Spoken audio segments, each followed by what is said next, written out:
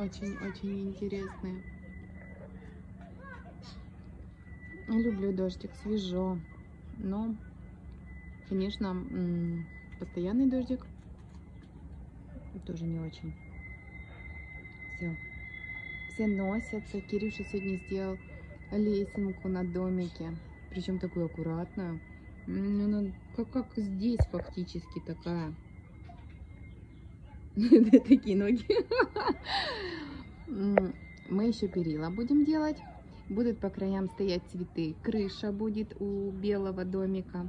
То есть двухэтажный детский домик. И мы купили на солнечные батареи на Вайлдберрисе такие гирлянды симпатичные. То есть, если вот так представить, домик будет со шторками, с цветочками, с перилами. Будет красиво, классно. Нам бы такое в детстве